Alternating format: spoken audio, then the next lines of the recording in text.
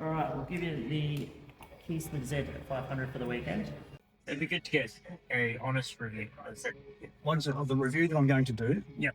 is going to be what's this bike like to do the rider safe maneuvers. Yep. There's tons of reviews on how powerful the bike is and how to ride fast. Yeah. I think what a lot of people want to know is how easy to actually go that. Yeah. On your dash, you've got your gear position, you'll have your odometer, your fuel gauge, all the normal controls in that regard. Some of the key features that are going to be good for you will be your slipper clutch or assisted slipper clutch, which also has a very light feel to it, so good in that regard.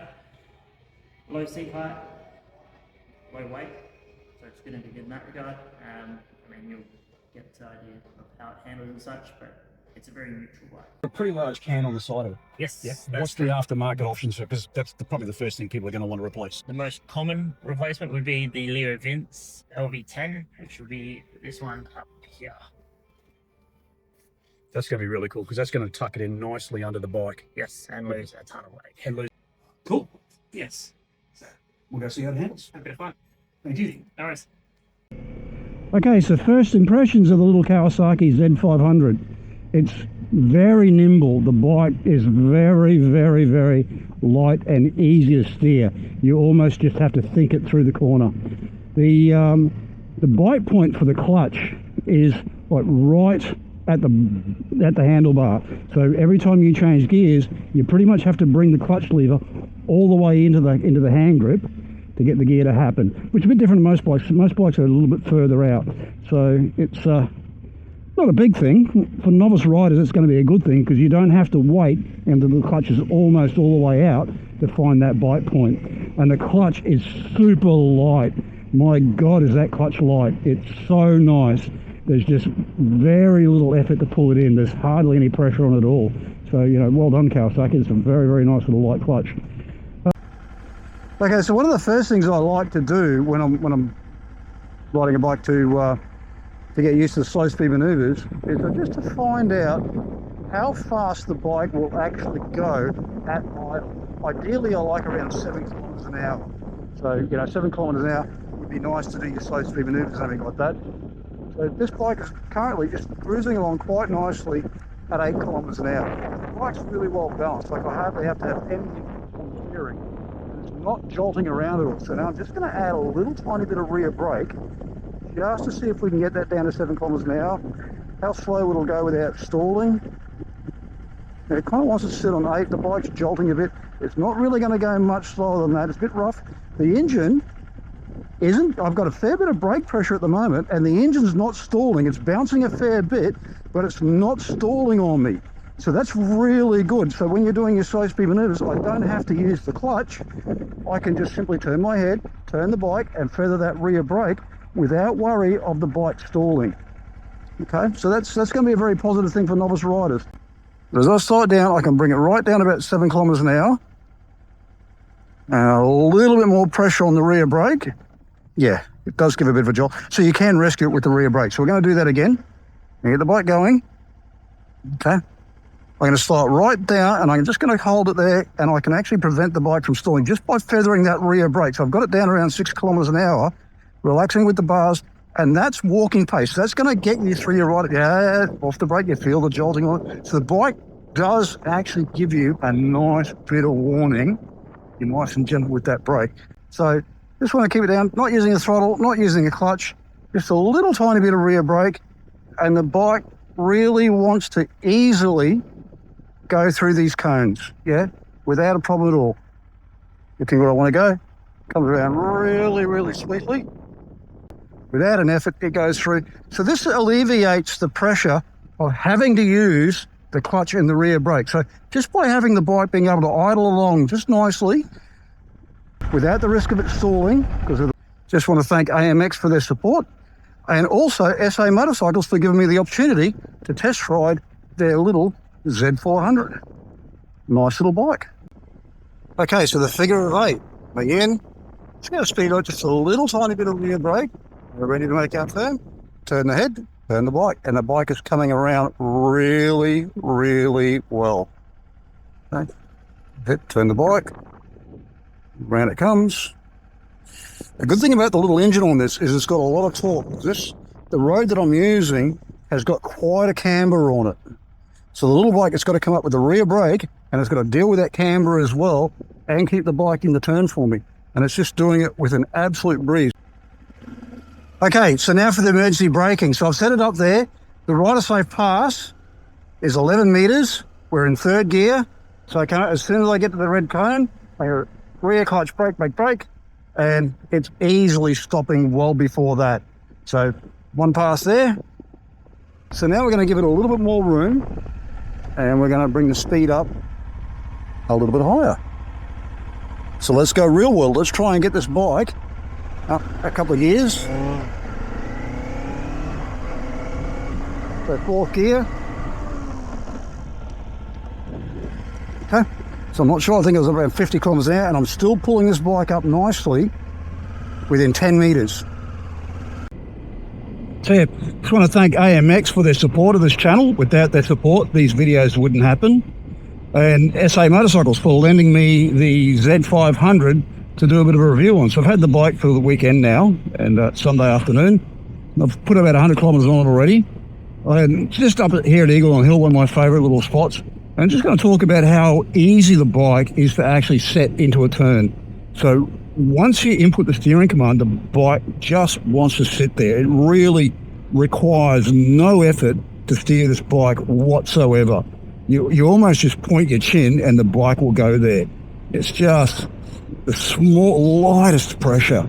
It's so good. All right, so coming up, looking through my turn, and then as soon as I input that steering command, the bike just wants to stay in the turn. It really, I don't have to keep pushing it in. Once you've input the steering command, the bike is really happy to stay there. Okay, I've got a bit of gravel up here on the left, but there's a rough patch coming up that I know about on the exit of the turn. So what I'm going to do is going to bring it into the turn nice and early.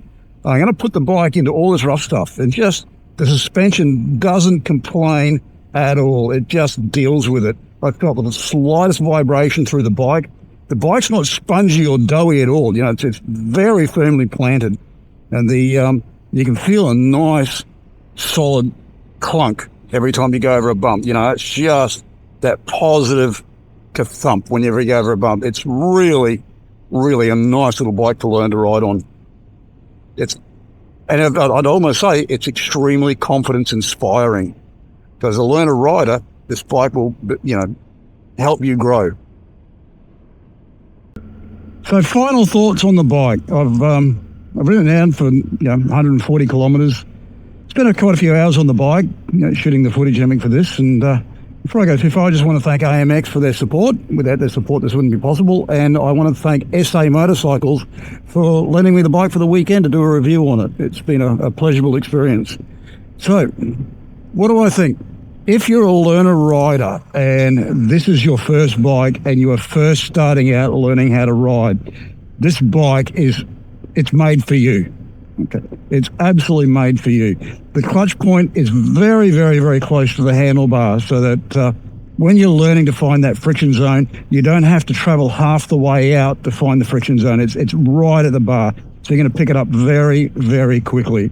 The motor on this bike is absolutely beautiful. It's got tons of low-down torque, so it's very, very hard to stall the bike. I'm not saying it's impossible, but it is very confidence-inspiring. It's difficult to stall the bike unless you're really, really rushing the clutch. So, it's when you're learning that balance point in the clutch, the bike really looks after you.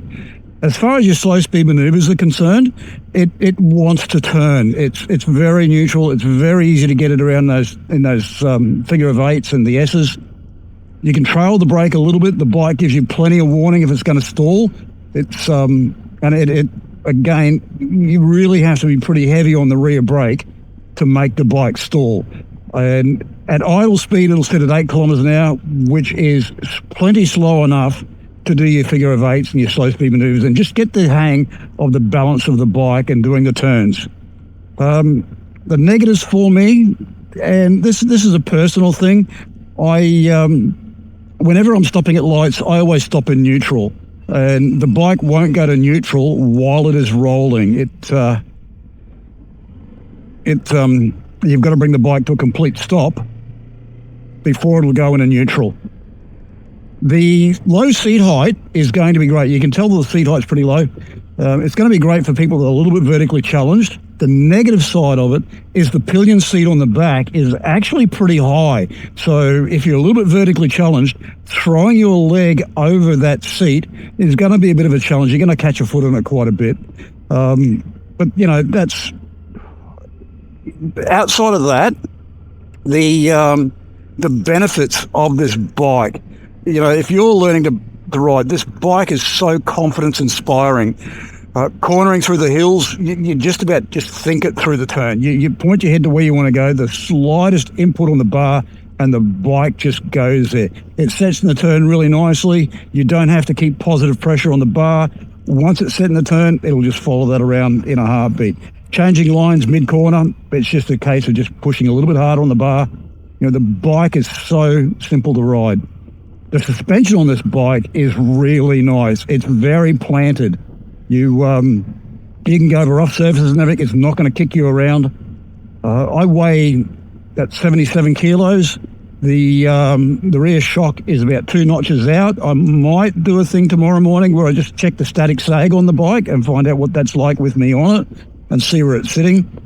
For a lot of people, they won't understand what I'm talking about there, but it's one of the things that you need to set up on the bike is make sure that the shock is set to your weight. Yeah, look, the headlight on it is beautiful. Travelling at higher speeds down the highway, you know, at 90 kilometres an hour, that I had this bike up to, travelling down the freeway, the way the nose cone is designed, like the cowl at the front, it pushes the wind nicely over your head, so you're not getting a lot of buffeting at all. And it really creates this nice bubble to sit in. You got airflow there, but you're not being belted around by the wind. So, you know, you won't get a sore neck and back from it. The seating position, it's slightly forward. It does kind of want to push you into the tank a bit. The seat's got a definite angle on it. And when you first get on at slow speed, it really kind of wants to put weight on your wrist. But once you get on it and get the bike moving, your weight just tends to come off your hands, and your hands just sit there. It's very, very nice, comfortable seating position. The seat's firm, but not hard. You know, the seat's nice and firm, but not hard. You know, after 4 hours on the bike, you're still walking around quite nice. It doesn't feel like you've been sitting on a plank.